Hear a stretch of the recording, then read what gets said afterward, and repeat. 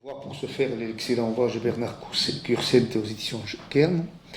Il l'indique d'ailleurs, voilà, il l'indique clairement dans un document que j'ai retrouvé ici, qu'il a lui-même rédigé pour ses enfants en 1958, et il dit clairement qu'il est issu d'une famille de cagots.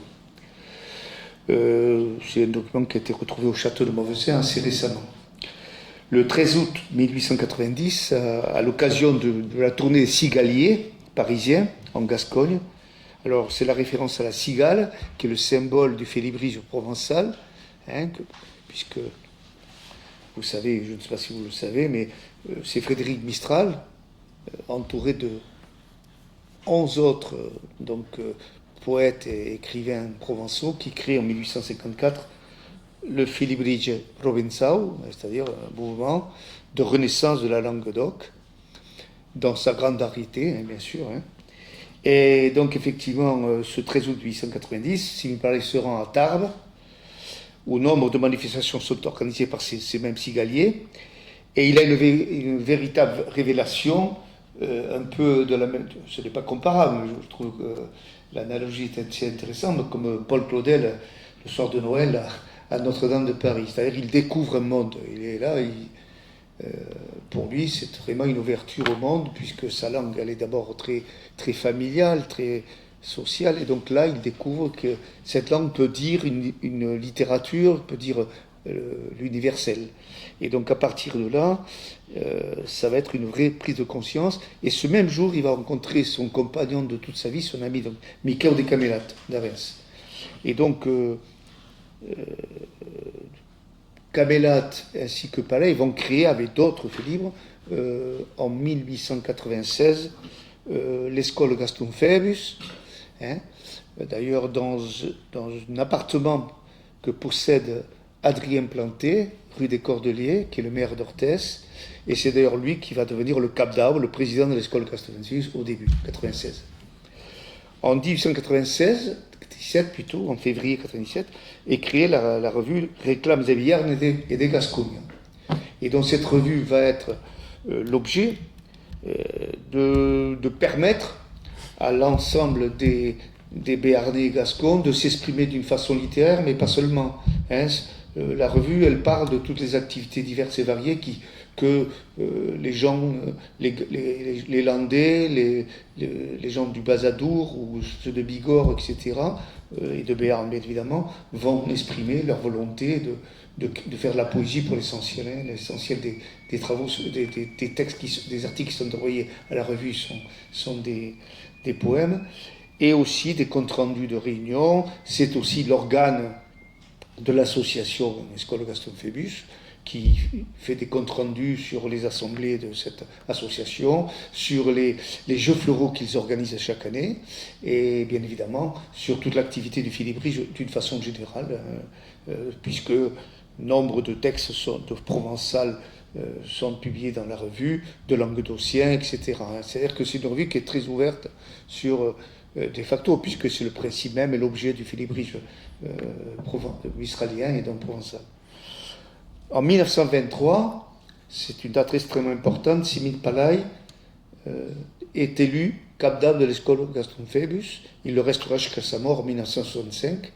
Et donc à partir de là, il est majoral du Félibridge depuis peu, et il participe chaque année à la Sainte-Estelle du Félibridge, qui est la fête du Félibridge chaque année. Le 9 mai, chaque année, c'est cette fête qui est célébrée. Elle se célèbre encore, et où tous les majoraux de terre d'oc sont réunis. Alors c'est là où il prend il y a une prise de conscience supplémentaire.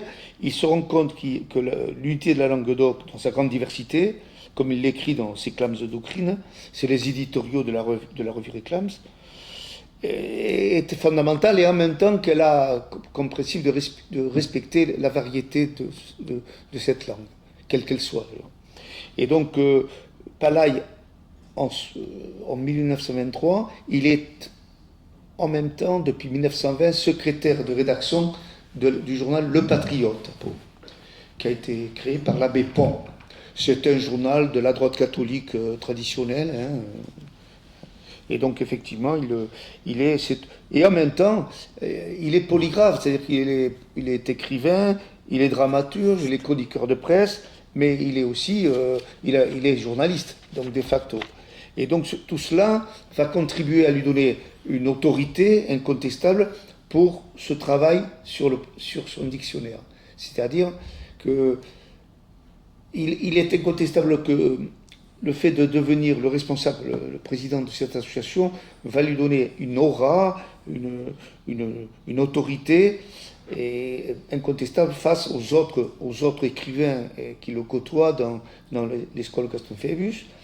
Et donc effectivement, le problème va se poser très rapidement, et tout particulièrement depuis que la revue existe, quelle langue, que va-t-on faire de cette langue? Alors comme nombre de faits libres écrivent à leur manière, c'est-à-dire ou d'une façon extrêmement phonétique, c'est presque du français, voire pire que la phonétique française, d'autres essaient de se rapprocher de la graphie des troubadours, d'autres des forces du Béarn. Donc il y a une prolifération de graphies, ce qui fait que ça crée une vraie incohérence, non seulement dans la revue, mais aussi auprès des éventuels lecteurs.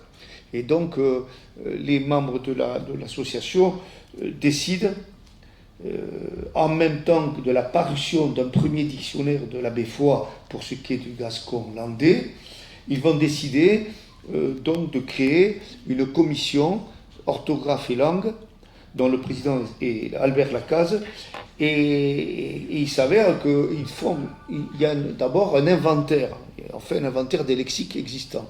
Alors il y a d'abord le dictionnaire de Wastel-Leslie, qui est un dictionnaire assez intéressant, mais qui est sur la langue ancienne, la langue juridique du Béarn, la langue des forces, diverses forces et jurisprudence des États du Béarn et du Royaume de Navarre.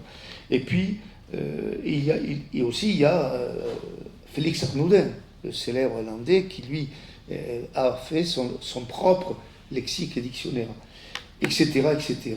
Et donc, effectivement, cette prolifération de lexique pose problème, puisqu'il faut en avoir une vision assez claire, et de surcroît, essayer d'entrer la substantifique morale, une forme de normativisation linguistique qui permet aux faits libres qui s'expriment dans la revue et ailleurs d'avoir une langue commune, en quelque sorte.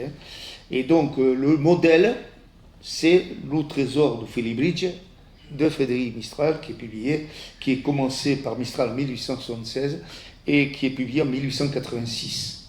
Donc c'est vraiment le modèle. D'ailleurs, pour tous les févriers, qu'ils soient limousins, languedociens, provençaux ou gascons, Mistral, c'est comme une lumière. Il faut savoir qu'il est prix Nobel en 1904 de littérature.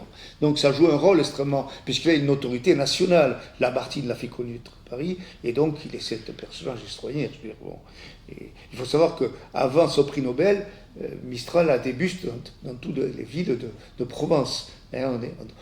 On érige des bustes à la gloire de Mistral. Donc il a une telle notoriété, une telle gloire, que son travail linguistique va s'imposer à tout le monde. Alors très vite, l'idée d'un dictionnaire apparaît à partir avant la guerre de 14, en 1916-17. C'est Albert Lacaze, le président de cette commission, qui dit que il faut trouver des moyens de permettre à cette langue d'avoir son dictionnaire. C'est-à-dire, ils comprennent bien, ils ne sont pas stupides, ils voient bien que il y a des enseignants qui plus est, donc ils savent que toute langue a besoin d'outils indispensables pour être écrite, un dictionnaire, une grammaire, etc. Et donc effectivement, la chose est évidente pour eux, il faut faire un dictionnaire. Et qui plus est, il y a quand même un élément qui va jouer un grand rôle, c'est que en 1900, l'école Gaston Phébus, Planté, demande au grand romaniste et linguiste Édouard Boursiès, qui est universitaire à Bordeaux, de leur proposer un code graphique pour le gascon, pour le béarnais et le gascon. Donc il le fait, il arrive en mai 1900, à Saint-Estelle de 1900, et donc il propose. Donc à partir de là, pendant près de 5 ans, il y a Peleyes et Palabras et Compañías. C'est-à-dire parce qu'effectivement, nul n'est d'accord sur la proposition de Boursiès. En particulier, je prends l'exemple d'Alcartero, à sa liste, lui, il voudrait peut-être revenir à une graphie qui se rapprocherait des forts du Béarn. Mais d'autres voudraient plutôt s'approcher à une graphie beaucoup plus phonétique, se rapprochant du français. Donc voilà, tout ça, c'est un débat qui dure, mais Borges joue un rôle extrêmement important parce que sa stature d'universitaire, de rang linguiste, n'est pas contestée par les membres de l'école Castelphébus, et ça va jouer un rôle dynamique puisque lui va leur dire il faut que vous mettiez au dictionnaire. Et donc ça va être une injonction en quelque sorte permettant à tous ces intellectuels et autres de se mettre au travail. Alors évidemment, il y a échec qui succède à d'autres échecs, mais curieusement, c'est Palaï qui va tirer son épingle du jeu parce qu'il est d'abord entêté, il a cette stature dont je parlais tout à l'heure, étroit, il est pourtant autodidacte, mais il a fait cet effort de se rapprocher d'universitaires, dont le professeur Rouche de Toulouse, qui va lui permettre d'établir une méthode, un travail méthodologique pour arriver à ce travail de dictionnaire.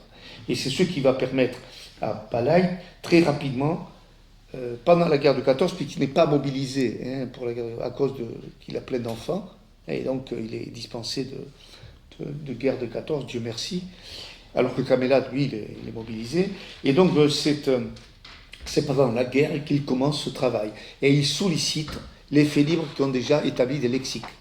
Alors certains rechignent, Arnaudin par exemple, mais d'autres acceptent. Camélas lui donne son lexique Lavenadé, d'autres lui fournissent nombre de lexiques qui ont été établis ici ou là. Et c'est avec ce corpus qu'il va commencer à travailler pour élaborer son dictionnaire. Alors c'est bien sûr à partir de 1923-24 qu'il va que l'idée de confier à Palaï la rédaction de ce dictionnaire qui est acquise par le conseil d'administration de l'école Gaston Phébus. D'ailleurs,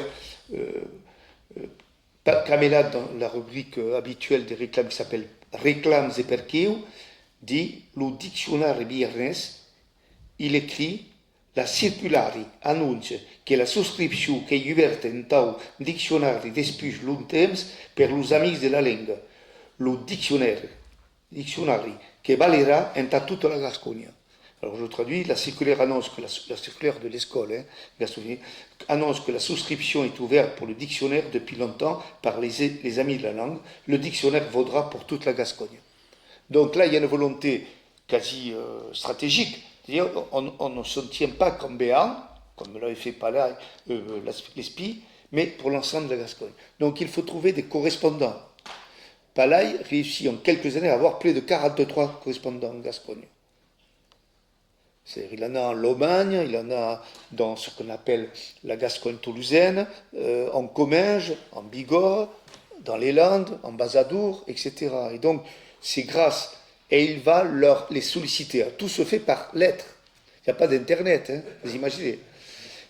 Donc tout se fait par lettre. Il envoie des listes de mots, et ces gens lui répondent.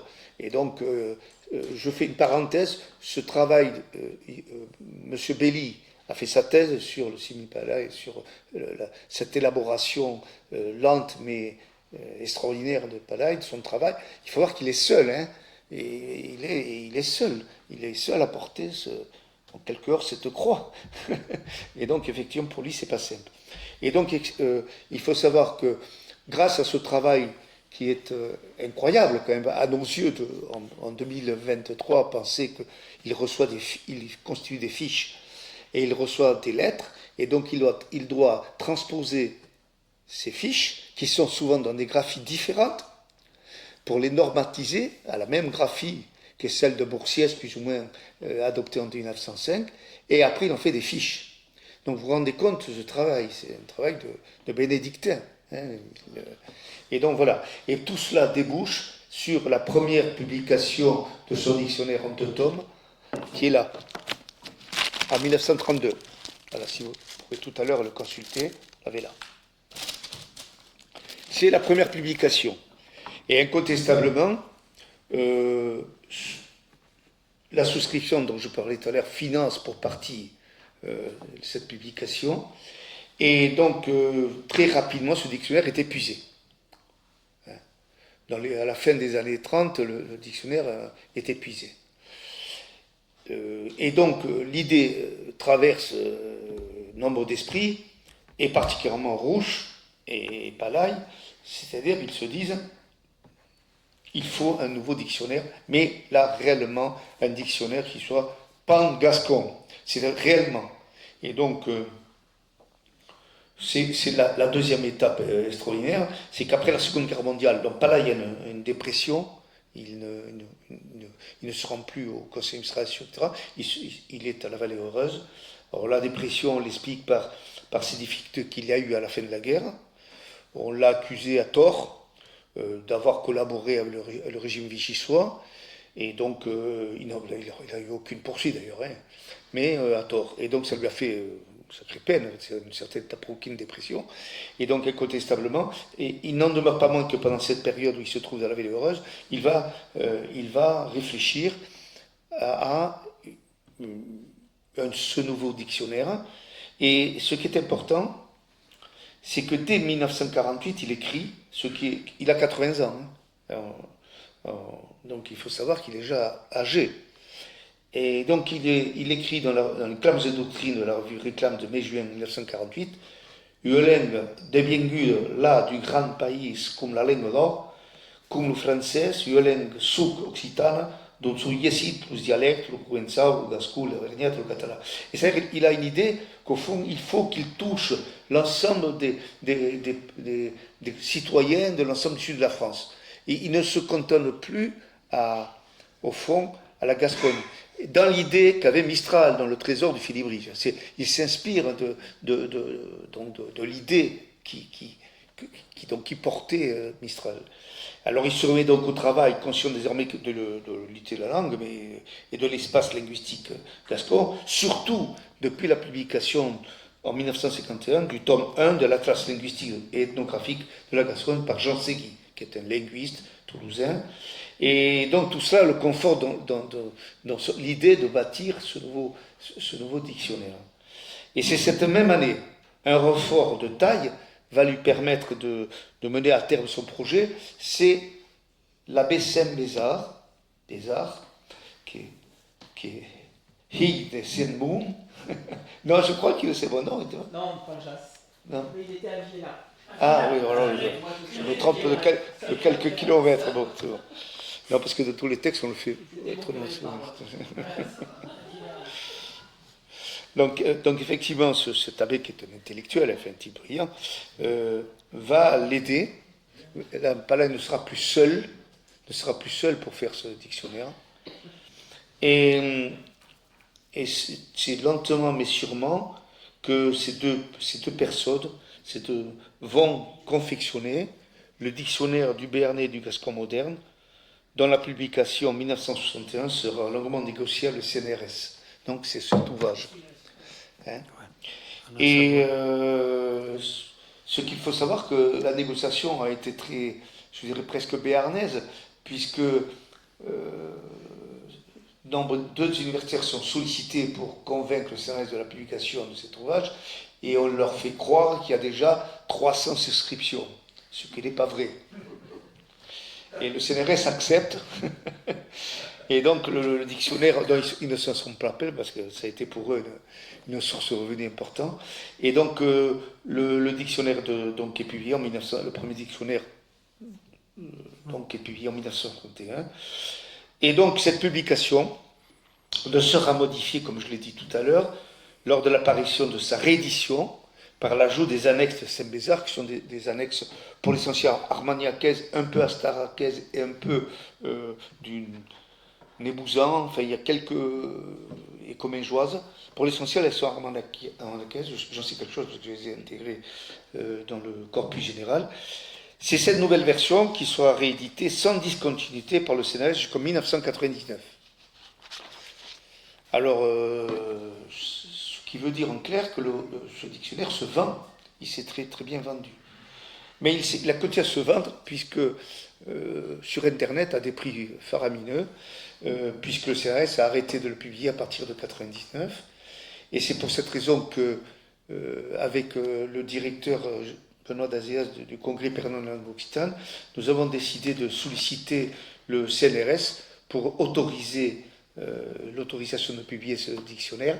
Et nous avons, j'ai contacté avec Benoît, mais Anne-Marie Pala qui se trouve ici, et sa maman et son frère, pour signer un contrat d'édition, donc pour ce faire. Et à partir de la signature de ce contrat d'édition, nous avons fait un travail de bénédictin avec Cora Séguier, qui est informaticienne et programmatrice. Et donc, à partir d'un fichier préétabli par un Irlandais. Alors, ne me demandez pas comment cet Irlandais est arrivé. Et cet Irlandais a... Un Irlandais qui avait fait du parapente dans les Pyrénées, Oui. Qui a eu un accident, qui était tombé amoureux de son infirmière, Oui. et puis, du coup, c'était elle qui l'a sauvé. Voilà l'histoire. L'histoire d'amour encore, voilà. Et donc cet Irlandais est arrivé avec un fichier informatique, tout à fait, qui, grosso modo, est celui de 75, du palais de CNRS 1975. Donc à partir de là, alors, on a travaillé à partir de ce fichier. Moi, pendant 3 ans, 3 à 4 heures par semaine, j'ai fait la petite main, c'est-à-dire j'ai repris les différents dictionnaires, j'ai vérifié chaque entrée, chaque commentaire en français. C'était très long. Mon épouse en avait un peu marre, je vous le dis. Et voilà, donc ce travail. Et après, j'ai passé la main à Eric Gonzalez, malheureusement, qui est un linguiste qui est mort cette année, qui est un de mes amis, et donc qui est mort, et à Maurice Romeo. Et donc, il faut dire que ce travail, c'est un travail incroyable, parce qu'il y a 42 000 entrées, je ne sais pas si vous imaginez. Et donc, Eric Gonzalez a travaillé pendant 10 mois. Marie Taibi, donc l'infographiste, en a fait la mise en page. Et on a retiré 3 tomes pour que nous fassions la 2e correction de l'ouvrage avec Maurice, Jean-Yves Landy et moi-même.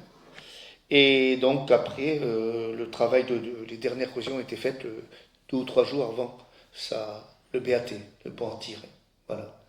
Voilà, je vous remercie de m'avoir écouté.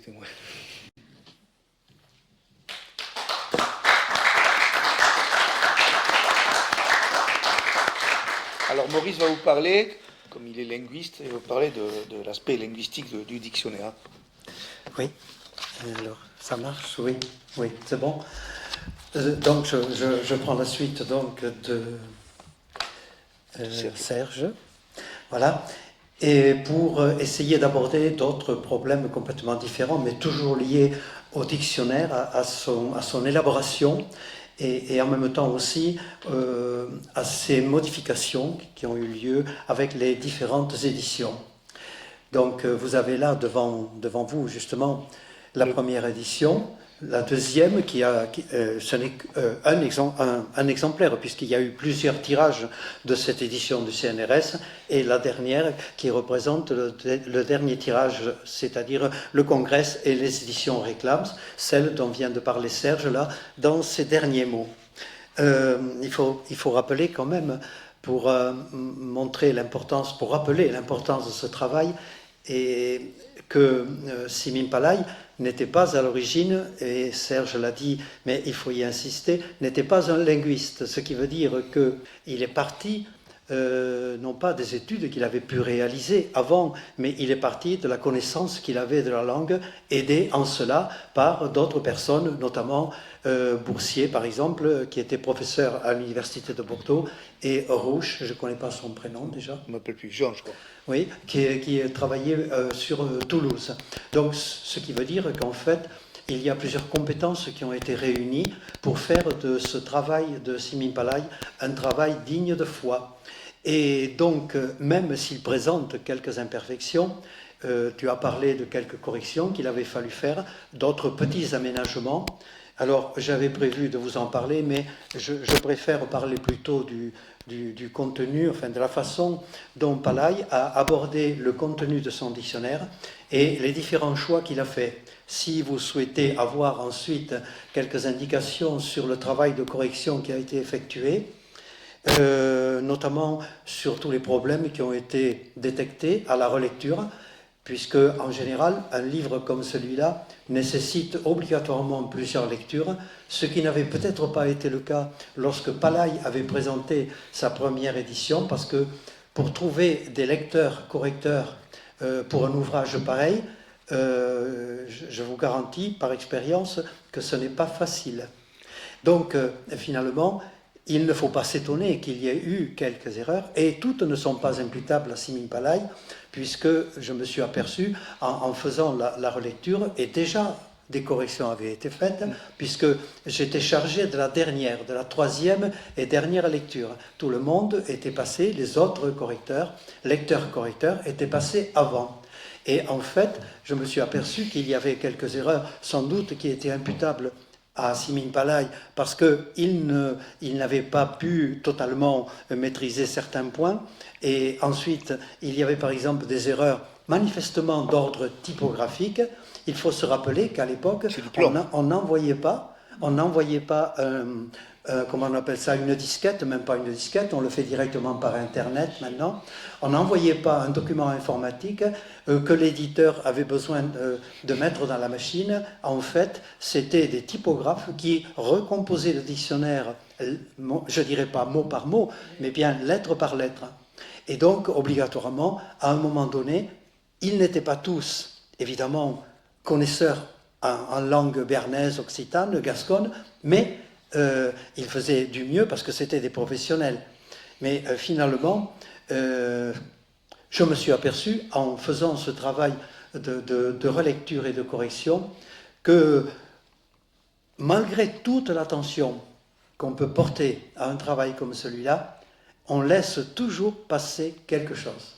Donc, quand on considère à la fois que l'auteur peut avoir laissé passer quelques erreurs, le typographe quelques erreurs, etc., on s'aperçoit finalement que c'est une situation normale que l'on trouve pour beaucoup d'ouvrages. Actuellement, on a des correcteurs qui signalent déjà systématiquement les erreurs les plus importantes, et les lecteurs-correcteurs n'ont qu'à revoir le texte uniquement lorsqu'il y a des problèmes que le correcteur n'a pas pu détecter, des accords tout à fait particuliers par exemple, ce qui arrive quand même encore. Tous les accords ne sont pas systématiquement maîtrisés par les correcteurs automatiques. C'est normal, hein. C'est un outil qui est très intéressant, mais qui ne peut pas tout faire. La lecture humaine est absolument indispensable si on veut arriver à peu près à éviter les erreurs les plus importantes. Voilà, donc je parlerai éventuellement, si vous le souhaitez, tout à l'heure, des problèmes que j'ai détectés donc, en relisant ce texte. En passant, je dirais quand même que cette relecture m'a pris à peu près 3 mois et demi en travaillant de 8 heures du matin à 6 heures du soir. Alors, j'avais une pause à midi, une pause à 10 heures, une pause à midi et une pause à 16 heures, tout simplement parce que l'attention, aussi forte soit-elle, ne peut pas soutenir un effort permanent de 8 heures d'affilée. C'est évident. Voilà. Donc, mais ça, c'est valable pour tous les livres. Pour les dictionnaires, c'est beaucoup plus important parce que dans un dictionnaire, il y a beaucoup de choses à vérifier. C'est-à-dire que la dernière relecture demande que non seulement tous les mots soient visualisés, mais dans le mot, toutes les lettres soient aussi visualisées. Par exemple, une chose qui est très simple, vous avez un mot avec 2 S, qui s'écrit avec 2 S. Vous le trouvez avec 3 S. Si vous ne passez pas lettre par lettre, vous ne voyez pas. Vous avez une vue globale du mot, mais vous ne voyez pas la faute de détail. Des petites choses comme ça, mais qui finalement, à un moment donné, sont apparentes.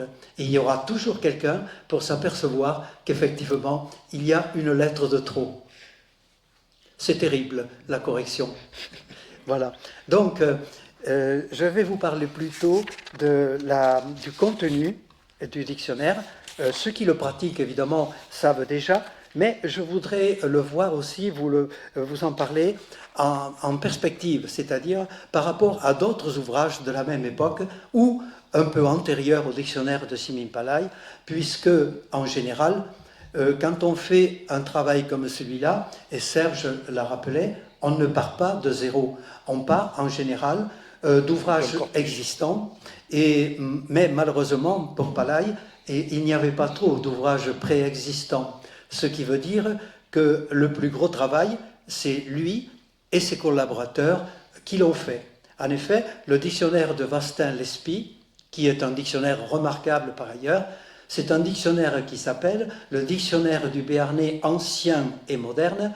Ce que ne précise pas le titre, c'est que la part du béarnais ancien est sans doute plus importante, relativement plus importante, que la part de la langue moderne, c'est-à-dire celle que parlaient à la fin du XIXe siècle les béarnais de Pau et des environs.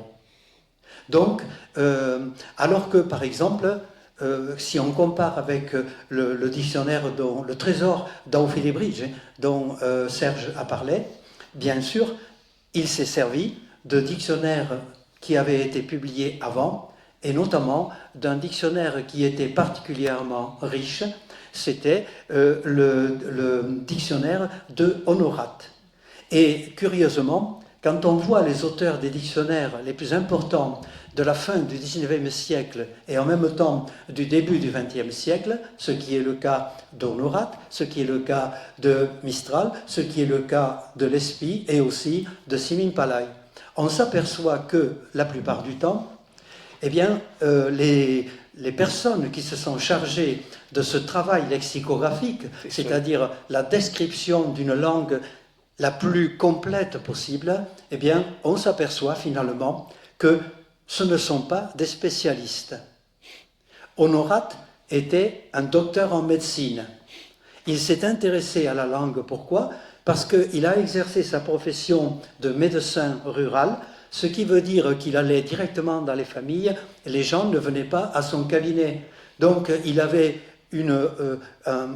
comment dirais-je, une clientèle qui était relativement large, une clientèle de la campagne, essentiellement, et par conséquent, il avait un contact quotidien avec les gens qui parlaient une langue naturelle, mais riche, dont ils avaient une bonne connaissance, et donc lui ne faisait qu'enregistrer, lui aussi, puisqu'il était d'une famille de la campagne, connaissait aussi très bien la langue.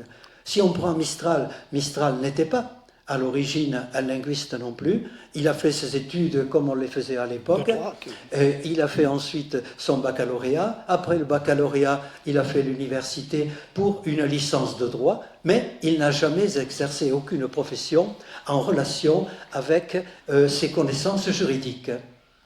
Donc, ce qui veut dire que finalement, il s'est mis à la langue un peu comme un amateur, mais peu à peu, en s'appuyant sur le travail qui avait été fait avant lui, notamment celui du docteur Honorat, eh bien, il a pu concevoir un travail beaucoup plus élaboré, beaucoup plus complet que celui d'Honorat, qui lui a servi de base. Mais quand on a une base, c'est-à-dire une assise solide, on peut effectivement, à partir de là, bâtir quelque chose d'intéressant. Donc, alors Serge en a parlé, bien sûr, et je ne vais pas revenir là-dessus. Simin Palaï n'était pas non plus un linguiste, hein, mais il avait quand même une connaissance tout à fait particulière de la langue, puisqu'il était à la fois, il était écrivain, il était poète, et il était, comment dirais-je, auteur de pièces de théâtre, et même quelquefois il était acteur, puisqu'il lui arrivait de jouer les rôles de certains de ses personnages. Il était aussi musicien, enfin, il avait beaucoup de talent, et finalement sauf celui il avait beaucoup de connaissances, pardon, sauf peut-être celle qui lui aurait vraiment servi pour concevoir et faire son dictionnaire, c'est-à-dire des études linguistiques. Comme quoi, finalement, eh bien, ce qui compte dans ce cas-là, c'est la volonté, la capacité de travail, effectivement, et la volonté d'aller jusqu'au bout d'un projet. En général, bien sûr, avec l'aide de quelques personnes. Parce que, quoi qu'il en soit, on a toujours, à un moment ou à un autre, besoin des autres dans des projets comme celui-là. Alors, on en arrive donc à la nature du dictionnaire de Palaï. Alors, sans doute, vous l'avez déjà remarqué, en lisant le Palaï, je le pratique moi-même depuis à peu près, voyons, 10, 20, 25 ans. assidûment, puisque pour moi c'était un instrument de travail quasi quotidien. N'étant pas béarnais ou gascon d'origine, j'ai dû, comment dirais-je, reprendre un peu mes connaissances sur la langue en général, la langue occitane en général, puisque j'étais plutôt languedocien. Et donc, j'ai dû, pour les besoins de mon travail, mais par curiosité aussi, pour lire les auteurs, j'ai dû utiliser très souvent le dictionnaire de Simin Palay, à tel point que celui que vous voyez devant vous, il est mal en point, et pourtant il a été relié 2 fois de suite. Ce n'est pas tout à fait... C'est l'édition d'origine, mais l'habit a changé un petit peu, sinon il serait en petits morceaux. Et il y a aussi quelque chose, c'est que quand je trouvais quelque chose qui me choquait un petit peu, ou sur quoi je me posais des questions, eh bien j'ai marqué au crayon, quelquefois même au stylo, directement des remarques sur le dictionnaire.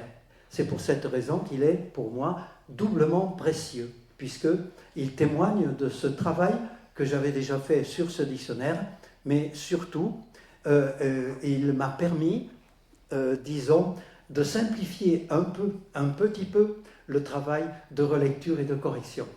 Comme quoi, finalement, un travail, même si apparemment au départ il n'est pas, comment dirais-je, évident, eh ben, à un moment ou à un autre il peut servir. Donc il ne faut pas le négliger. Donc nous avons affaire, comme le titre l'indique, à un dictionnaire bilingue. Dictionnaire, alors le titre, pardon, exact, comme quoi je connais le dictionnaire. Dictionnaire du Béarnais et du Gascon moderne. Voilà. Bassin de la Douce.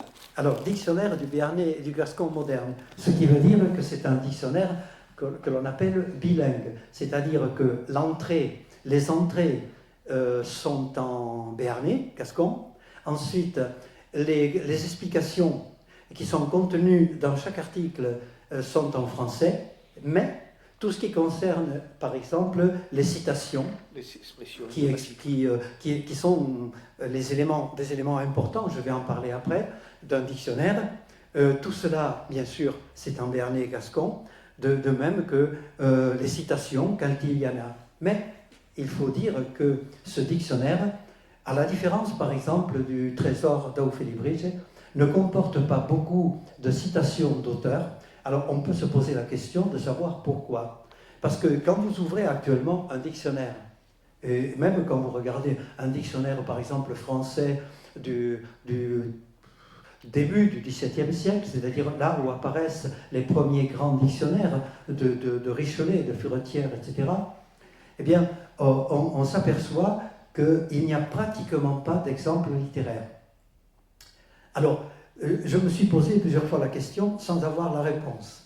Mais je suppose que, en fait, Palay n'a pas pu disposer, dans le temps qui a été le sien, le temps consacré à l'élaboration de ce dictionnaire, et il n'a pas pu constituer un fichier d'auteur à partir duquel il aurait pu effectivement donner des exemples empruntés à des auteurs.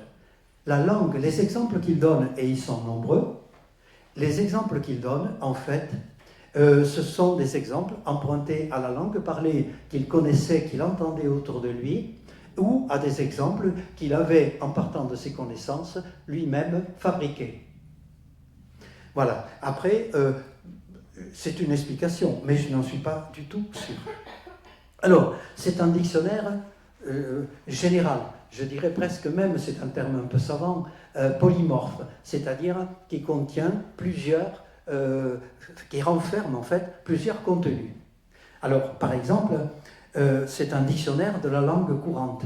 Donc vous y trouvez absolument tous les mots de la langue courante, la langue de tous les jours, mais aussi une langue un peu plus recherchée, une langue littéraire par exemple.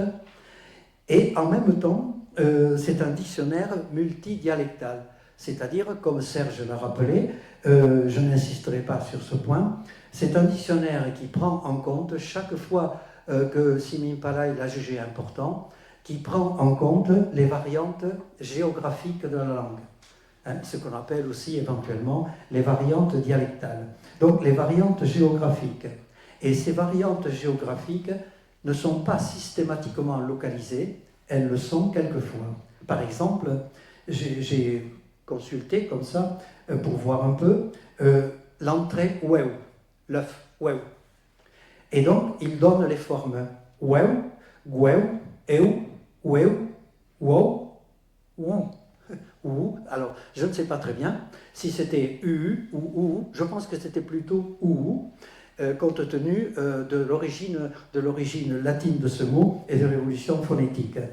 Il n'y a aucune localisation géographique, mais si on prend par exemple l'adverbe way, aujourd'hui, way, on a way, localisation Bigorre, Goué, est de la Bigorre. Oué, Goué, donc deux formes bigourdanes. Ensuite, on a Oué, sans localisation, et Aneil, localisation Albret. Mais Aneil, en fait, c'est déjà un mot composé. Il est donné comme un mot simple, comme une forme de Oué, mais en fait, c'est un mot composé déjà, avec une préposition, etc. Donc, dictionnaire avec les variantes dialectales. Ensuite, c'est un dictionnaire ethnographique. Alors, qu'est-ce qu'on entend par là, un dictionnaire ethnographique? Eh bien, c'est un dictionnaire qui permet de donner au lecteur des informations concernant des traditions, des fêtes, tout ce qui fait un peu la vie quotidienne des gens. Alors, je vais prendre un ou deux exemples pour vous montrer cela. C'est très caractéristique. On le retrouve d'ailleurs un petit peu déjà, et je pense que Palay s'en était sans doute inspiré, dans le trésor d'Aufelibrige. Alors, par exemple, Pamparug. Alors, Pamparug, je ne sais pas s'il y a qui connaît chez Nakero. Pamparug, est-ce qu'il y en a qui connaissent? Des Pamparug. Alors, Pamparug. Alors, Pamparug, alors, voyons, il me faut quand même le temps de le retrouver. Pamparug, voilà. Alors, Pamparug, variante Pamparug, localisation Bayonne. Substantif féminin, danse en cortège qui s'exécutait à Bayonne, du moins la nuit à la clarté des torches.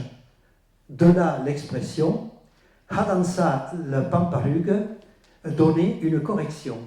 Expression métaphorique. Ça n'est pas précisé, mais il s'agit bien d'une expression métaphorique. Parce que la danse, vous le savez, c'est une métaphore qui correspond souvent à des coups que l'on donne ou que l'on reçoit. Voilà. Donc, vous avez là une indication de type, comment dirais-je, de type ethnographique, c'est-à-dire une précision sur une tradition tout à fait locale. Je prends un autre exemple. Je suis à la lettre P, donc je ne vais pas m'en éloigner. Palietas. Palietas. Alors, palietas. Palietas. Voilà. Palietas, substantif féminin pluriel. Paillette. Jeune enfant, analogue à celui des jonchés. Alors, les jonchés, je ne sais pas trop, il consiste à dégager au moyen du palier. Alors, palier, on cherche à palier. Et à palier, qu'est-ce qu'on trouve? Mince bâtonnet utilisé au jeu des paillettes.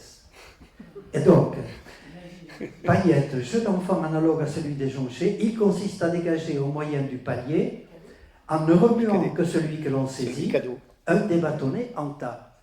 En tas. C'est peut-être de là qu'est venue l'expression hikai pailletas ou paillette, mettre obstacle, empêcher. Exemple, Keboulet, la gouillade, mais pailletas. Il voulait épouser la jeune fille, mais on lui a mis des obstacles. Comme en français, tira la paillette, tirer la paille, gagner, comme en français, tirer son épingle du jeu. Adet la paillette, autre exemple, à lui le prix, le gain. En langage familier, à lui le pompon. Donc vous voyez, à travers cet exemple, ce que peut être le contenu ethnographique du dictionnaire de Palay. Je pourrais multiplier les exemples, il y en a pratiquement, peut-être pas à chaque page, mais au moins tous les 4 ou 5 pages. Alors, Cet article est particulièrement intéressant puisqu'il donne beaucoup de détails et il est intéressant parce qu'en fait, ce sont des traditions qui se sont perdues, je pense, qui se perdent. Alors Serge me parle du jeu de Mikado. Certes, mais le Mikado, quand on entend un mot pareil, évidemment, ça nous renvoie au Japon. Tandis que Palietas, ça nous renvoie bien sûr au Béarn et à la Gascogne. Voilà, donc je m'arrête là pour les exemples. C'est aussi un dictionnaire historique et géographique. C'est-à-dire que lorsque Palay, par exemple, parle d'une ville, d'un village ou d'un personnage, eh bien, il donne tout, mais surtout pour les villes et les villages, il donne des éléments historiques. Pardon. Par exemple, l'Abeda. Alors, l'Abeda, vous connaissez mieux, je pense, peut-être que Palietas, ou l'Abeda. C'est une région. Le Lavedan. Voilà, l'Abeda, le Lavedan en français. Alors, l'Abeda, nom propre masculin, Lavedan, pays des Hautes-Pyrénées, vallée qui s'ouvre à Lourdes et commande 5 autres vallées, Azun, Barèche, Estin, Luz, Cotteret. Los bandules de l'Abeda, sobriquet populaire des Lavedanais, Plaminia et Plapinta, sune naunu per l'Abeda. Bien manger et bien boire sont en honneur en Lavedan. Dicton, entre parenthèses, dicton. On donne au Laveladais les sobriquets de Bandoules, Gabachus, Micalets. Au nord de Lourdes, on dit Quand est tourné el Laveda, près le coutech et coupe pas. Il va faire mauvais, tu peux goûter, tu peux manger tranquillement. Voilà. Donc là, on a effectivement des indications d'ordre géographique. Palay ne se contente pas de donner l'équivalent français, il en profite pour donner des éléments d'ordre géographique ou historique. On pourrait prendre comme exemple aussi le Pallum. Le Pallum, les gens de Pau connaissent bien ce que l'on appelle actuellement le pont long. C'est une mauvaise interprétation du mot Pau. Pallum. Alors, le Pallum, c'est un coin qui a une grande importance historique, ne serait-ce que par les expéditions des Ossalois qui venaient défendre les terrains sur lesquels ils envoyaient leurs troupeaux pendant l'hiver, par exemple, ou des territoires qu'ils traversaient pour aller plus haut dans les Landes. Alors, l'Upallum, nom propre masculin, nom par lequel les Ossalois désignent l'étendue de Landes située aux environs de Pau, et que les Palois appellent le Pullum. Le Pullum. Ces landes sont marécageuses, ce sont les marais, latin palus. L'étymologie n'est peut-être pas la plus sûre, qui ont donné ce nom de Pallum. Pollon a une autre origine. Triste cum le Pallum, triste comme le Pollon. Oui, le Pollon, c'est vrai que l'hiver, c'était une terre désolée, puisqu'elle était à la fois marécageuse, couverte d'ajoncs, de fougères, etc. Donc une terre, on va dire, particulièrement inhospitalière. Voilà, je pourrais multiplier les exemples avec Morlas, Oloron, etc. C'est aussi un dictionnaire biographique. Mais là, comme Palay n'avait pas, comment dirais-je, les renseignements nécessaires pour toutes les personnes qui auraient pu figurer dans ce dictionnaire, et il a limité son choix à des écrivains, poètes, écrivains, romanciers, etc., de son époque. Alors, bon, je suis toujours, non, je vais aller à la lettre L. Alors, par exemple, on va trouver, il n'y a pas beaucoup d'indications, mais il y a toujours le nécessaire. Alors, on va voir avec Lafort. Jean-Daniel Lafort. Jean-Daniel Lafort, certains connaissent peut-être. S'ils ne connaissent pas, le dictionnaire de Sini Palay va vous permettre de mieux les connaître. Alors, Lafort.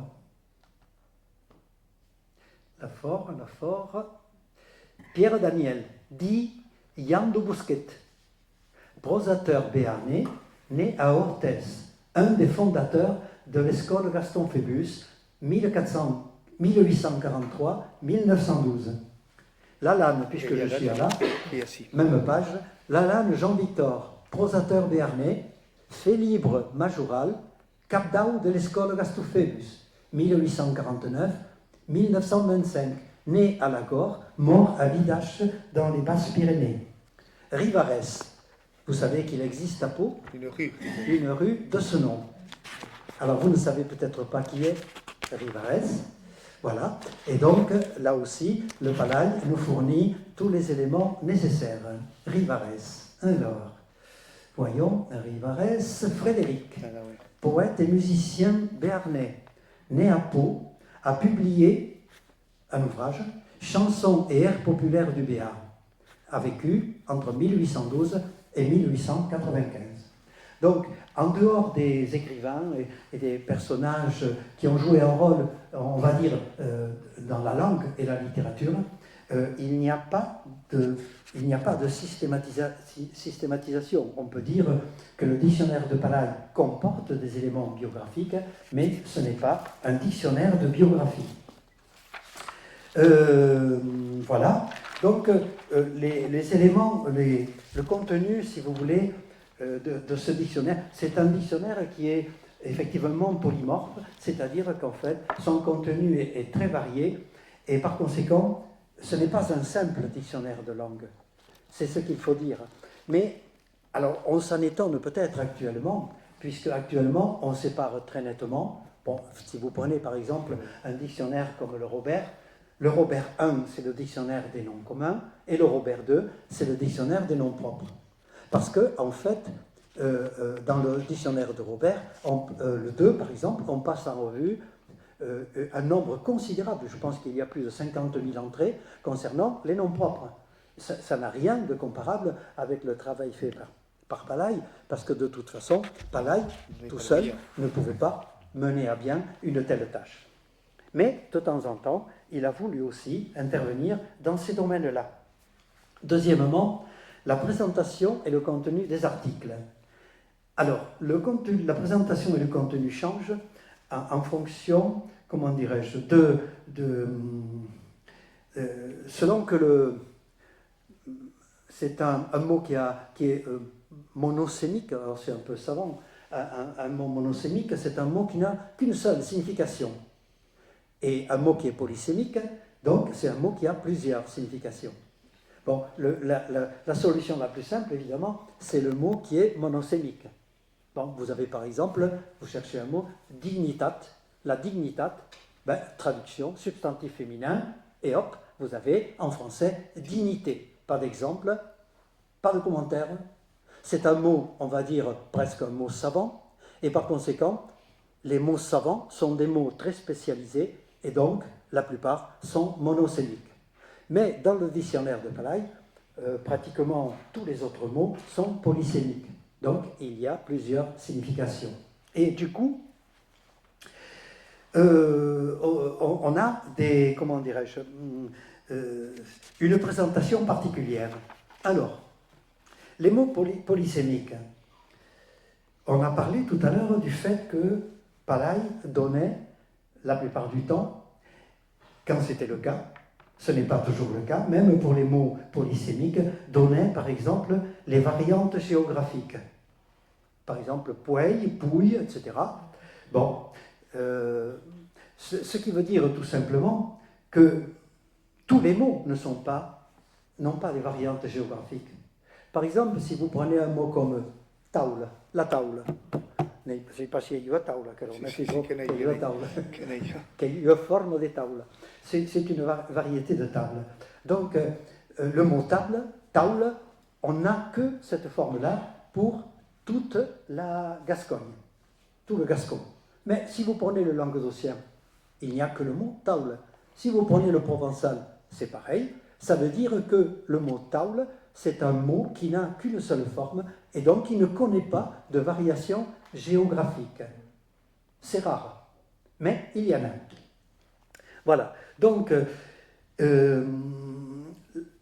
Palaille donne pour commencer l'entrée, ce qu'on appelle l'entrée, c'est-à-dire la forme du mot. Une seule forme ou plusieurs formes quand il y a dialectalisation. Ensuite, il donne la catégorie grammaticale. Alors la catégorie grammaticale, c'est un élément qui permet de préciser un peu, mais qui n'est pas fondamental. SM, substantif masculin, SF, substantif féminin, V, verbe, ADG, adjectif, ADV, adverbe. Et ensuite, il y a aussi des loc, adverbe, locution adverbiale, loc, prep, locution prépositive, etc. Donc, catégorisation grammaticale. Ce qui permet à Simi Palay de faire une classification. Il n'y a que dans les locutions, par exemple, que la classification est plus flottante. Pourquoi? Parce que dans les... comment on appelle ça? Dans les locutions, donc il y a des locutions adverbiales, il y a des locutions prépositives, par exemple, auras de, locution prépositive, auras de la riu, au bord du ruisseau, ou bien tout simplement une locution adverbiale, alescunut. Alescunut, c'est une locution adverbiale. C'est l'équivalent d'un adverbe, tout simplement. Alescunut en cachette. Alescunut. Ou aupanat en cachette. Donc, locution adverbiale. Mais il donne aussi, dans les éléments par la suite, dans l'article, il donne aussi les locutions qui sont des locutions comparatives, sans préciser d'ailleurs, locutions comparatives ou métaphoriques. Alors, qu'est-ce que c'est qu'une locution comparative? C'est une structure qui est en général introduite par la conjonction comme. Blanc comme la neige. Blanc comme la neige. Comparative. En fait, en occitan, en général, la langue, les locutions comparatives sont la plupart du temps à valeur superlative. C'est-à-dire, elles sont l'équivalent d'un superlatif. En clair, elles marquent le degré supérieur de la qualité exprimée par l'adjectif. Blanc comme la neige. C'est-à-dire, il n'y a pas plus blanc. Voilà ce que ça veut dire. Donc, c'est l'équivalent d'une structure périphrastique comme très blanc, en français. Très blanc. Voilà. Donc ça, c'est une locution comparative. C'est la structure la plus courante. On ne va pas entrer dans le détail des locutions comparatives, ça nous mènerait trop loin. Après, il y a les locutions métaphoriques. Alors là, il y en a beaucoup aussi. Par exemple, alors une locution métaphorique, qu'est-ce que c'est? Eh bien, métaphore, ça veut dire qu'on a un changement de sens. C'est-à-dire que le mot dans la métaphore n'a pas le sens habituel, mais il a un autre sens. Par exemple, abe la sérimane tucade. Alors, la sérimane, sens premier, c'est la tuile qui couvre le fait d'un toit. La sérimane. Métaphoriquement, on change de sens, c'est le sommet du corps humain. Donc, la tête. Et la tête, pourquoi? Parce que la tête, c'est le lieu dans lequel on considère habituellement qu'il y a le siège de la raison et de l'intelligence. Donc, avec la sérimane tucade, avoir un problème psychologique. Voilà. Donc, être un peu fou, etc. Et en même temps, ça permet de ne pas dire vraiment les choses, mais simplement de les laisser entendre. Hein? Voilà. Avec la sérimane tucade. Par exemple aussi, je ne sais pas, il y en a tellement, que... alors, je vous disais tout à l'heure que Simi Palay ne distingue pas toujours les locutions métaphoriques des locutions comparatives. Bon, ben, tout simplement parce que, en fait, tout ça, ça fait partie de ce qu'on appelle les locutions figurées. À l'époque, on parlait de locutions figurées. Donc, finalement, Simi Palay a repris une analyse que l'on faisait à l'époque, qui a disparu progressivement avec les recherches que les linguistes ont fait sur ce genre de construction, et du coup, actuellement, ces différentes constructions. Il cite aussi les proverbes et les dictons. Alors, les proverbes et les dictons, là non plus, la différence n'est pas toujours évidente. En principe, il met entre parenthèses l'abrégé proverbe, ou dicton. Les spécialistes ne sont pas toujours d'accord sur la différence qui existe entre les proverbes et les dictons. Donc, je ne vous étonnerai pas en vous disant que Simi Palay ne faisait pas non plus la différence. Et c'est un domaine qui n'a pas, curieusement, qui n'a pas toujours été étudié à fond par les linguistes. Parce qu'en fait, on comprend très bien, c'est parce que c'est particulièrement délicat, quelquefois, de cataloguer proverbes ou dictons. Alors, je vais vous donner quand même... Chaque village a son dicton. Voilà, chaque village a ses dictons, chaque région aussi, chaque langue les siens. Voilà, donc par exemple, je ne les comprends pas tous. Que va au miei et mindiac d'esta mignat. Bon, comment faut-il le comprendre? Il vaut mieux être dans une bonne situation que dans une situation délicate. Je pense que c'est ça. Voilà, che va au miei migna, che d'esta mignat. Qu'il y a eu des révérends qui, si l'humour te tournava a casa, che arrepucheu. Qu'est-ce que dire? Et les proverbes, les dictons, de même que les locutions y figurées, en fait, sont un élément fondamental de la langue parlée. La métaphore, par exemple, avant d'être en quelque sorte une caractéristique de la langue poétique, a d'abord été une caractéristique de la langue populaire. Il faut le savoir. Et donc, alors, un dicton, je vais quand même vous donner un dicton, ne serait-ce que pour établir l'équilibre avec le proverbe. Pasque spluius, il n'est pas de saison, hein, mais excusez-moi, je suis tombé sur celui-là quand j'ai ouvert le dictionnaire. Donc, pasque spluius, garbos graniuses. Pâques pluvieuses, gerbe, alors on n'a pas d'équivalent français, gerbe chargée en grains. Oui. Pâques pluvieuses, gerbe chargée en grains. Oui. Bon, évidemment, ce n'est pas quelque chose d'extraordinaire, puisque s'il pleut au printemps, les céréales, évidemment, donnent une bonne production. Alors que si on a une sécheresse terrible au mois d'avril, au mois de mai et au mois de juin, vous n'avez pratiquement plus rien. Bon, alors ça c'est un dicton. Pourquoi? Parce que les dictons, en principe, mais tout le monde n'est pas d'accord là-dessus, ça concerne particulièrement la vie quotidienne, mais le temps, ça concerne surtout le temps, les saisons, le temps qu'il fait, le temps qu'il va faire, etc. etc. Aube rouille, bento pluie. Aube rouge, vent ou pluie. Bon, vous voyez, et là, on en a énormément, donc je ne vais pas m'étendre plus longtemps là-dessus. Alors, je vous ai dit tout à l'heure que c'était un dictionnaire bilingue, pardon. Et donc, tout le contenu des articles, l'article, c'est le texte qui accompagne l'entrée.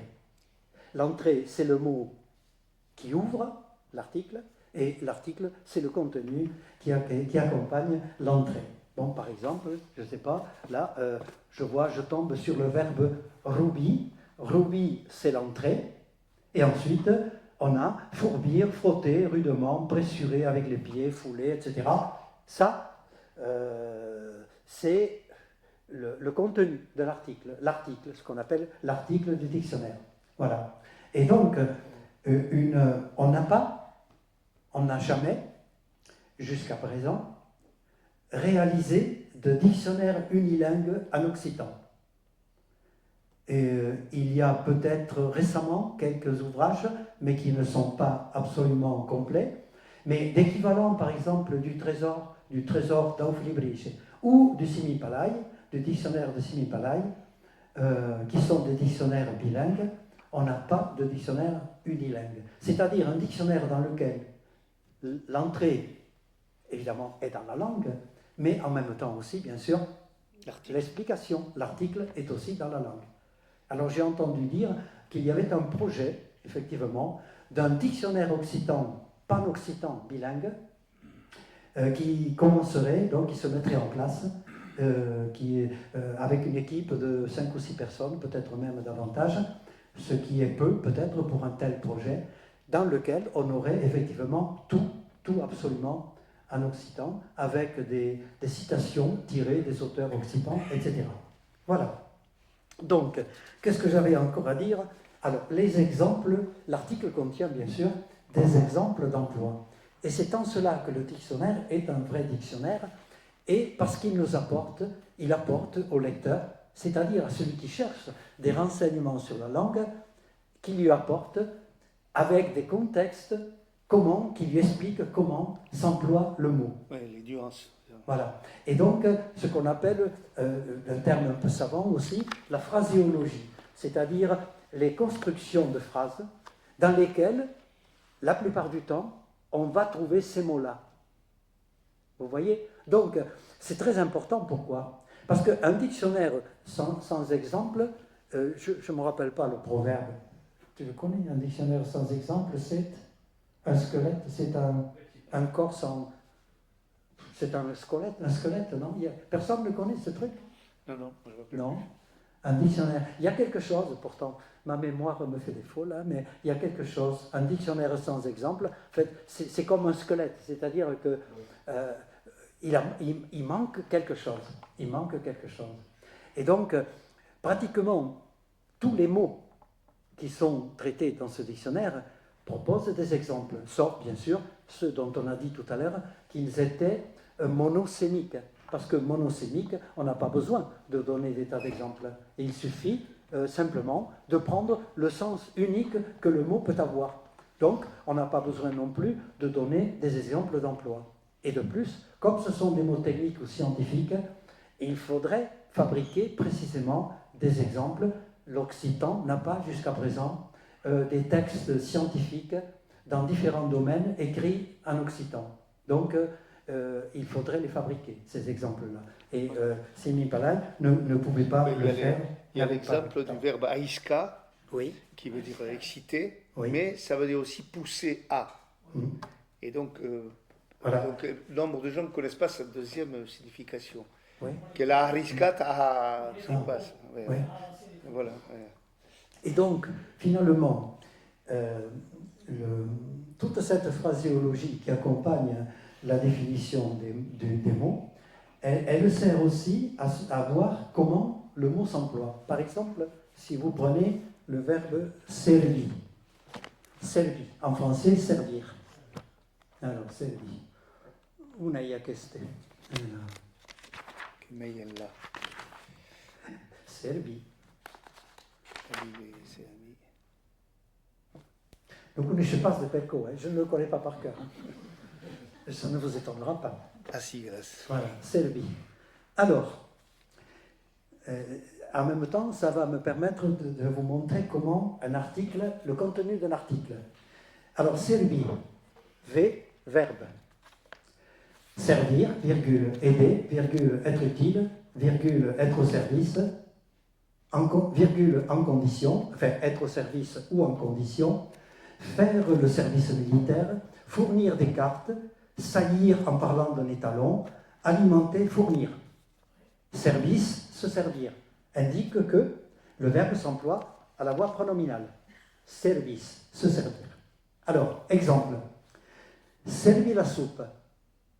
Verbe transitif, servir la soupe. Servir la gens, servir les gens, les clients, être au service de quelqu'un aussi.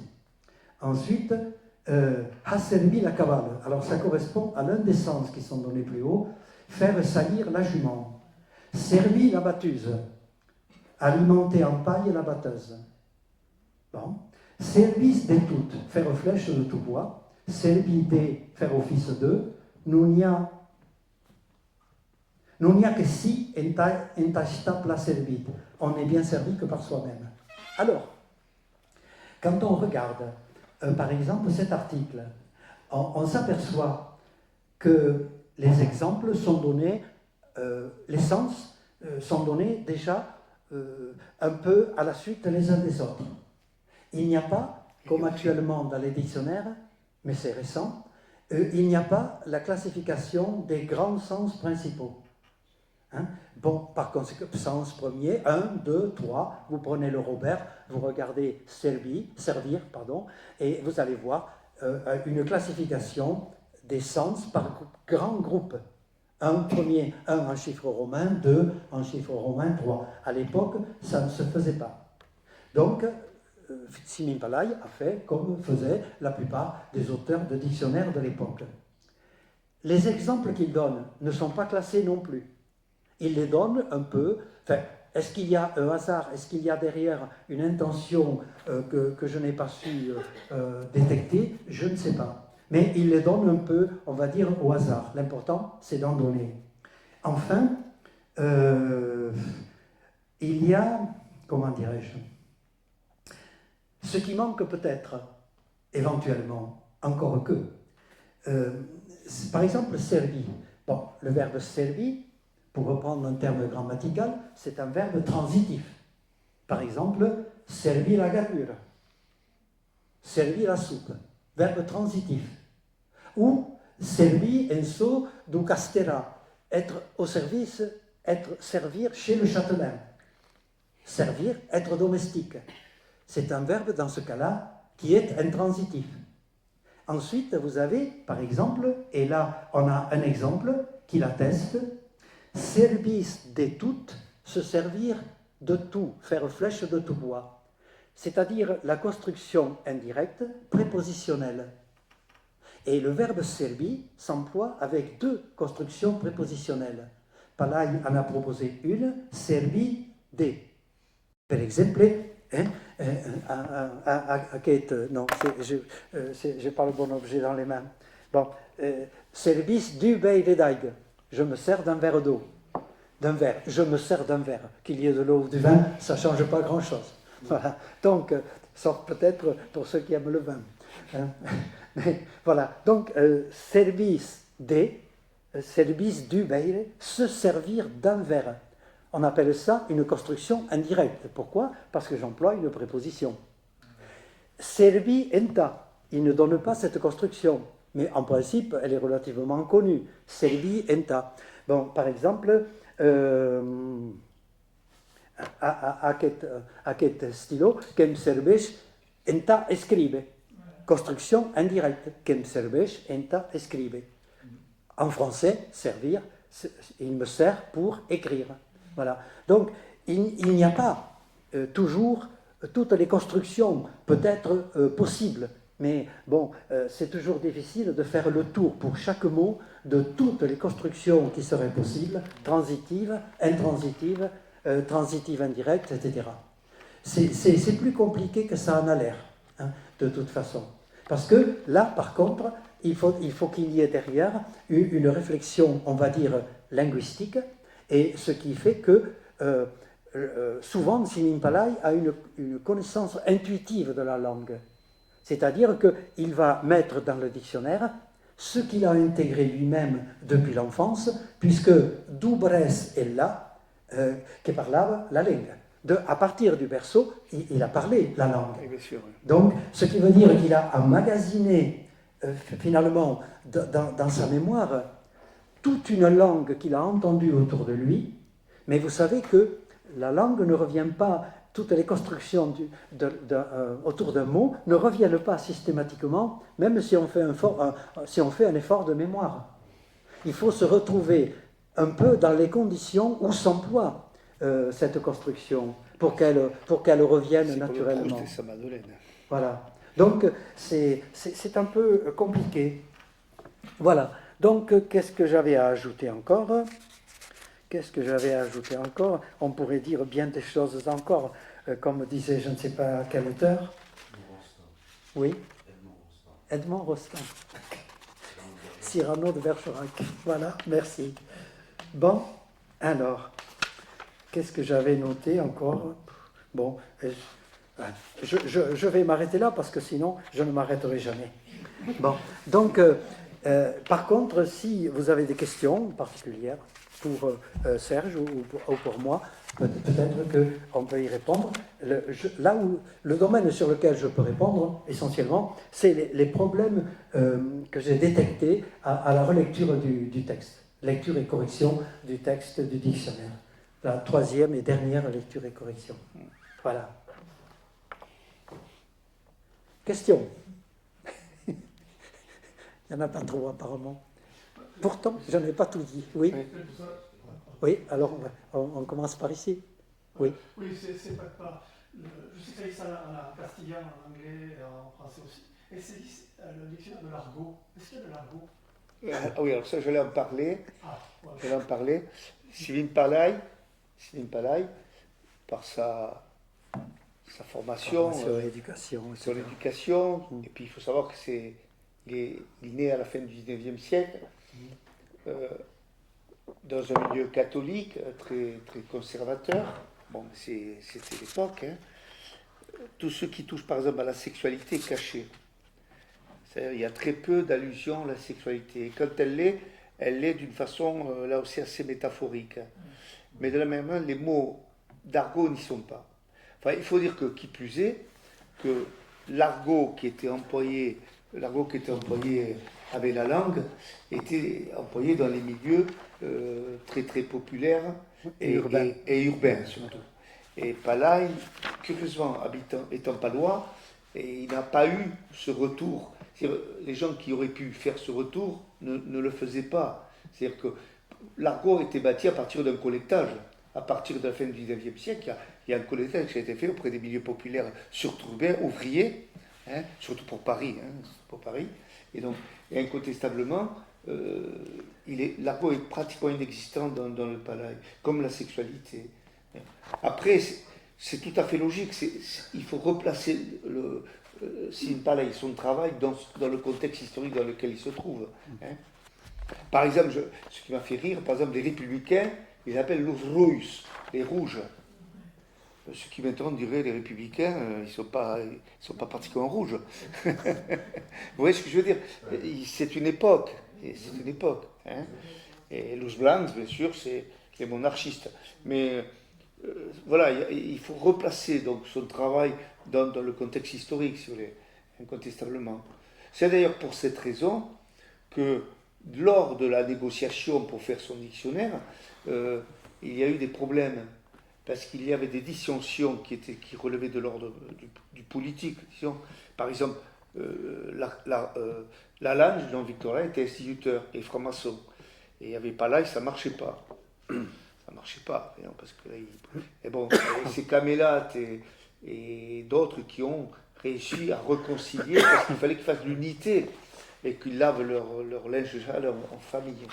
C'est-à-dire que, et donc tout cela n'apparaît pas dans le travail du dictionnaire ou dans d'autres travaux d'ailleurs. C'est normal parce que je pense il faut savoir qu'il y avait quand même un certain nombre d'ecclésiastiques à l'école de Gaston Phébus, mais aussi beaucoup d'esthètes. Et donc il fallait bien qu'ils s'en tutu pour arriver à faire un travail commun. Parce que la langue pour eux est au-delà de ces éventuels conflits sociopolitiques. Hein. Ceci dit, c'est vrai qu'il faudrait faire alors il y a quelqu'un qui a fait un lexique de la sexualité, c'est le pauvre Eric Gonzalez. C'était publié sur Wikigram, sur le site du Congrès permanent. Et aussi, il a fait aussi un lexique de la sexualité. Mais il est parti de plusieurs lexiques et du dictionnaire. Hein. Mais c'est un gros travail parce qu'effectivement, comme j'ai dit tout à l'heure, ce n'est jamais exprimé directement. C'est-à-dire ce sont des expressions métaphoriques qui laissent apparaître le nom que l'on donne aux parties génitales de la femme ou de l'homme. Justement, là, je suis tombé un peu par hasard sur un exemple qui correspond un peu à ce que tu dis, qui pourrait illustrer cela, et notamment en ce qui concerne les non-dits. Alors, par exemple, le verbe pita. Pita. Alors, aphérèse de apita. En Ariège, convenir, être d'avis, accepter. En Médoc, placer tout droit, qui est, dressé, qui est, peut prendre un sens obscène. Voilà. Un exemple, ne dit pas que un ça exemple veut dire que c'est l'érection, voilà. Mais dit que ça peut prendre un sens obscène. Voilà. Et c'était logique, à l'époque, on ne le faisait pas. Nul n'osait, à part quelques exceptions peut-être, ou dans le langage courant, prononcer ce type de mots. Voilà. De la même manière qu'on voit bien l'influence de l'époque. Par exemple, Sivin Palaï, mais il n'est pas le seul, Dauger, etc. Il détermine des populations qui ne sont pas acceptées par la majorité de la population. Los bohemis, los gitanos, voilà. Bon, après, ça ne dépasse, c'est pas de la xénophobie, on ne peut pas appeler ça la xénophobie, c'est pas une stigmatisation, mais il y a quand même une catégorisation sociale. Si on fait apparaître des communautés qui ne font pas partie, comme los cagots, puisque les cagots étaient rejetés de l'autre côté du Gave, dans un quartier à petite maison, ça c'est le travail qu'a fait Curcent, donc il y avait même géographiquement des quartiers de cagots. Anna, il est connu, c'est le quartier Clarac, hein, de l'autre côté du Gave. Voilà. Et il y avait donc je veux dire, il y a une catégorisation sociale, mais sans qu'il y ait de volonté de stigmatiser. Voilà. C'est comme ça, c'est l'époque. Oui, votre question, quelqu'un avait... Non, le monsieur voulait poser, je vous ai coupé la parole. Oui, vous parlez de méthode à la fin Oui. de son travail. Pour rapprocher un peu ce qu'a fait Félicien Rodin sur la collecte des comptes, des photos, tout ça, est-ce que c'est vraiment des personnages qui ont un caractère très particulier pour arriver à réaliser tout ça, à faire ce travail? Est-ce qu'il y a peu de personnes, comme aussi les pareil, qui ont pu faire ce travail? Parce que vraiment, il faut avoir une personnalité très particulière. C'est-à-dire récupérer par exemple des contes, mais en même temps du vocabulaire, des choses comme ça, c'est ça. En général, je pense que... Ce sont des lettrés. Oui, ce sont des lettrés, par exemple comme celui qui a aidé Simin Palay à compléter son dictionnaire dont a parlé Serge, c'est-à-dire l'abbé Saint-Lézard. C'était quelqu'un qui s'intéressait déjà à la langue et qui a permis à Palay justement de s'ouvrir un petit peu sur le gascon armagnaquais, par exemple, puisque de par son origine, il était plutôt tourné vers l'Armagnac que vers le Béarn. Après, il y a des personnes qui ont pris conscience à un moment donné qu'il fallait absolument noter tout ce qui pouvait être noté, non seulement en termes de contes, comme vous le dites, mais quelquefois aussi en termes d'expression, de locution, de proverbes, parce qu'ils étaient conscients qu'avec l'évolution de la société et de la place de la langue qui diminuait dans la société, eh bien, il fallait absolument essayer de sauver le maximum possible, le maximum possible d'éléments concernant la vie sociale, concernant les traditions, concernant le vocabulaire, notamment le vocabulaire spécialisé, par exemple, je sais pas, le vocabulaire des menuisiers, le vocabulaire des potiers, des bergers, etc. Donc, ils ont pris conscience de cette nécessité et ils ont fait ce qu'ils ont pu avec leurs moyens, ce qu'ils avaient. À l'époque, il faut se rappeler qu'il n'y avait pas de matériel d'enregistrement magnétique, magnétophone, etc. Et par conséquent, tout était écrit. Et comme l'a dit Serge tout à l'heure, les informateurs transmettaient à Palay tous les éléments qu'ils pensaient intéressants ou utiles, justement, mais uniquement par courrier. Et en même temps, ils transmettaient tout, et en principe, c'était Palay, et puis éventuellement quelques collaborateurs qui faisaient le tri entre ceux qui pouvaient être intégrés dans ce dictionnaire tel qu'il était conçu, par exemple, et ceux qui ne relevaient pas, finalement, de ce dictionnaire. Sur la collecte, Félix Rodin, il dit il faut collecter, je parle la phrase, en disant, il se demande si un jour quelqu'un se posera la question si ça sert à quelque chose. Et il n'a pas la réponse, mais il collecte. En l'occurrence, Arnaudin a eu un rôle majeur. Et certes, il devait douter, parce que qui plus est, il était quand même un iconoclaste, à plus d'un titre, puisque la société traditionnelle landaise le rejetait. Parce que qui plus est, pour nombre de raisons, qu'il appellera l'OPEC. Hein, il faut savoir, c'est comme ça qu'on l'appelait. Enfin, moi, je ne suis pas du tout spécialiste d'Arnaudin, mais c'est le grand spécialiste. Oui, exactement. C'est le plus grand spécialiste d'Arnaudin, il s'appelle Guy Latry. Il a fait d'ailleurs sa thèse sur son œuvre, et il a dirigé les travaux de publication de ces travaux par le musée régional le parc régional de Gascogne à Marquez. C'est Guy Latry qui plus est grand spécialiste de Bernard Mancière, qui a fait ce travail. Et la publication, vous avez en plusieurs tomes, il y a 8 tomes de l'œuvre de Arnaudin. Par exemple, la publication de ces contes démontre ce que j'ai dit en préalable sur le problème graphique. voyez, Arnaudin fait une collecte des comptes, et il fait du collectage d'une façon manuscrite, hein, et il le fait dans une graphie très phonétique, parce qu'il y a une oralité, vous voyez, et il est dans une relation d'oralité aux gens qu'il rencontre, mais pour son dictionnaire à l'identique. Et bon, donc je veux dire qu'il faut voir que ces gens-là, ça tient du sacerdoce, si vous voulez. C'est-à-dire ils consacrent leur vie à la langue et à ces expressions qui sont le conte, etc. Mais ça tient du sacerdoce. Mais enfin, voilà. Alors là, il faut demander à Madame Palaï qu'est-ce que devient tout ça. Je les note. Moi, j'en ai fait profiter quelques personnes, lettres de Caméla. Oui, on a occupé surtout les courriers. Ça existe. Patricia, Oui. sa fille sont venues à la maison. Oui, on a, En fait, j'ai tout les courriers, c'est intéressant parce que là aussi, on voit les courriers que Camélat, enfin moi j'ai pris ceux qui m'intéressaient, c'est les courriers de Camélat, de Michel de Camélat, un homme majeur, hein, l'œuvre de Camélat, pour ma part, c'est celui qui m'a formé linguistiquement, de Camélat à Simin Palaï. C'est vrai qu'incontestablement, c'est très intéressant parce que on a peine à penser aujourd'hui que tout se passait par des lettres, par la poste. Hein? Donc il y avait le temps que la lettre arrive, et le temps de la réflexion, etc. Il y a l'élaboration d'un courrier, d'ailleurs, il y a un nombre d'écrivains, leur courrier est maintenant publié dans les grands écrivains français ou étrangers, on publie dans la Pléiade, vous avez des courriers de Maupassant, etc. Enfin bref. Mais il n'en demeure pas moins que ça change totalement les termes de la relation à l'écrit, si vous voulez. Parce que maintenant, tout va vite. Un email, c'est immédiat. Et donc, ça n'a pas du tout la même résonance chez celui qui l'a écrit et celui qui reçoit la lettre. Moi, je continue à envoyer des lettres. Je dois passer pour un ringard.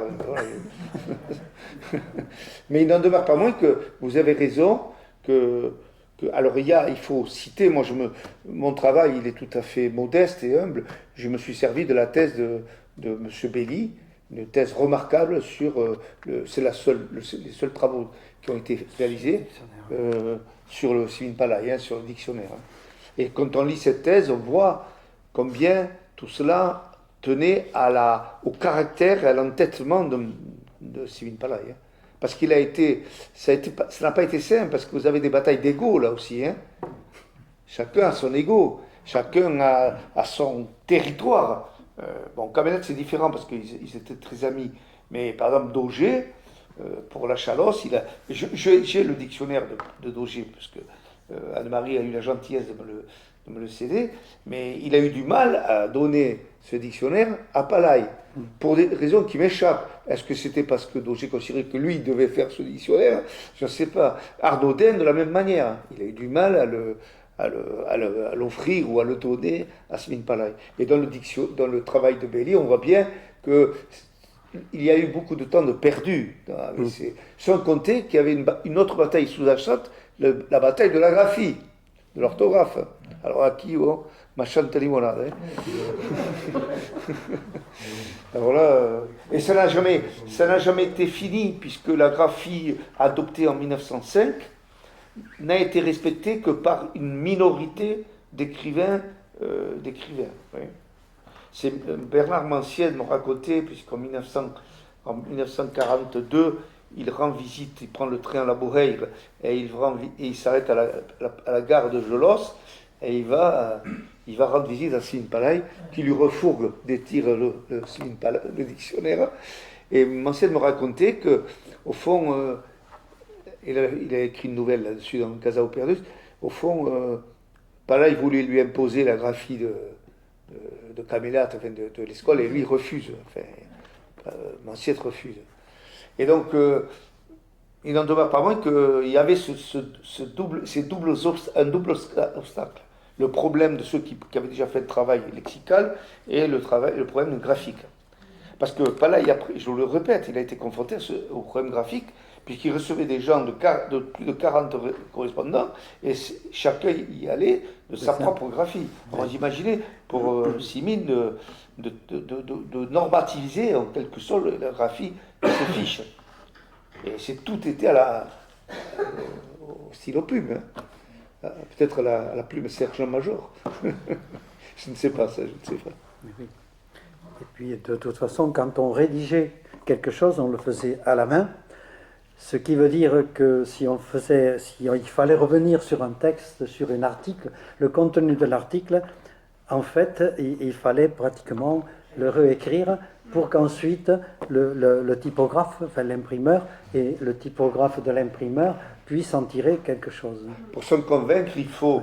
Alors moi, je n'ai vu que des extraits à la télévision, c'est voir les paperoles de Proust.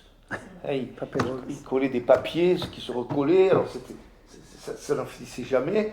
Et donc, c'est des ratures, mais avec une écriture extrêmement petite. Je ne sais pas comment les typographes pouvaient faire ce travail, mais il devait être, ça tient de la sainteté. Il faut, et donc, c'était tout le monde, tous les écrivains étaient à la même enseigne. Hein. Ils étaient contraints à décrypter souvent le travail, les manuscrits qui leur étaient donnés pour éditer. Et après, il y avait un dialogue, des fois très conflictuel, entre les typographes et l'écrivain. Hein. Parce que, évidemment, ça demandait plus de travail. Voilà, je ne sais pas si on vous a tout dit. Et pour compléter un peu ce que tu as dit, toute cette rivalité qu'il y avait entre différents comment dirais-je, collaborateurs, quand le projet de dictionnaire est né, en fait, quand on a compris qu'il fallait faire un dictionnaire, si on voulait effectivement développer la langue et tout ça, publier la revue, publier des livres, il fallait absolument un dictionnaire. C'est parti un peu, je pense, tu me contrediras si je me trompe, c'est parti un peu dans tous les sens, c'est-à-dire que chacun des principaux collaborateurs de ce moment-là se sont sentis investis d'une mission. Oui, c'est-à-dire, moi, je vais faire une liste de mots, c'est-à-dire une sorte de lexique, on va dire. C'était pas du tout un dictionnaire. La plupart du temps, je ne connais pas justement le travail de l'abbé d'Auger, mais comment il se présente? Alors, le travail de Dauger est simple. Il achète des dictionnaires, des petits dictionnaires français qui étaient je ne me rappelle plus l'éditeur maintenant, cela m'échappe, et donc il collait entre les pages en français, il collait des pages en blanc et en mettait la version en gasconne. Hein. Alors c'est très très beau à voir, parce que c'est un travail de patience, parce qu'il devait introduire après chaque page une page blanche à la dimension du dictionnaire, et donc voilà. Et donc voilà, il faisait comme... Dauger était quelqu'un d'extrêmement brillant, hein, à plus d'un titre. C'était loin s'en faut. Non, lui, il avait déjà une formation intellectuelle tout à fait poussée, Dauger. Hein. Comme Saint-Bézard, les ecclésiastiques, ils avaient fait quand même des études tout à fait sérieuses en latin, en grec, en ancien, etc. Ils arrivaient avec un bagage intellectuel extrêmement important, ce qui n'était pas le cas de Palaye ou de... Caménette, non. Caménette a fait le petit séminaire à Saint-Pé-de-Bigorre, puisque son père voulait absolument qu'il devienne curé. Caménette l'a refusé. Mais Caménette a eu une vraie formation intellectuelle, quand même. Hein. Mais bon, après il y a Baudor, des gens comme Baudor, comme Lacasse, ce sont des enseignants. Donc il y avait quand même pour l'essentiel, c'était des gens qui avaient quand même une formation intellectuelle. Alors par là, c'est différent, parce que par là, c'est un autodidacte. C'est un autodidacte, et alors le grand avantage de l'autodidacte, c'est l'autodidacte se forme à foison, c'est-à-dire il prend tout et il malaxe tout, enfin il digère tout, il ressort. Alors évidemment, il manque peut-être de méthode, mais curieusement, nous avons la preuve là, il n'a pas du tout été dérangé par la formation méthodologique que lui rapporte le professeur Rousse. Donc il a maîtrisé très rapidement la méthodologie qu'on lui demandait d'appliquer. Et donc finalement, on a eu beaucoup d'essais, il y a beaucoup de gens qui se sont lancés dans un travail de lexicographie, donc d'écrire la langue individuelle. Eh bien, l'école s'est rendu compte que ça ne servait à rien, on n'avançait pas, et qu'il fallait absolument que quelqu'un se charge, prenne la responsabilité de ce travail. Et à ce moment-là, c'est à ce moment-là que Palaï C'est s'est mis... autoproclamé. Voilà. Et il s'est autoproclamé pour pouvoir justement mener ce projet à bien. Parce qu'un projet qui part dans tous les sens, en fait, chacun défend son petit morceau, mais ne veut absolument pas collaborer ou donner ce qu'il a fait à quelqu'un d'autre, justement, parce qu'il pense qu'il est le seul à pouvoir le faire. Ce qui a failli arriver d'ailleurs avec le dictionnaire en 2 tomes de Pernous. Au départ, c'est Gilbert Nariao qui commence ce travail. Et comme Gilbert n'avait pas une formation en la matière, comme Simine, hein, Gilbert, il est technicien dans une entreprise de chez Péchiné quand même. Hein.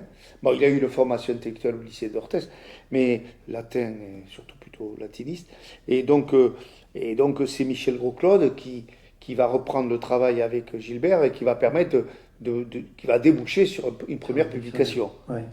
Après, bon, c'est toujours pareil. Je comprends que ça doit être douloureux, quelqu'un qui fait ce travail de ce type, et de se voir déposséder ce travail. Et donc, voilà, c'est normal. Quoi. Voilà, je pense que nous avons tout dit. Alors, oui. Comment? Oui. Oui. Ah oui.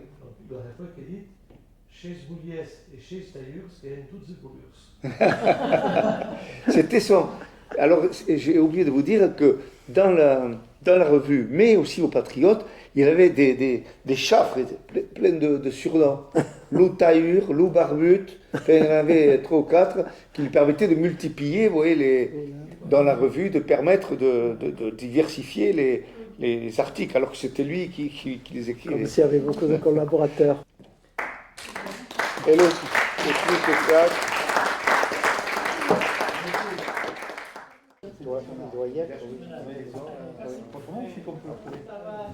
Alors c'est les éditions, il faut le commander aux éditions Réclame. Là, on n'en a pas à vendre aujourd'hui. J'ai le 89. 1989. Oui, peut-être. Quelle année? Quelle édition? Alors celle-là, c'est la même. C'est la même que celle-là. Elle est marquée. 71.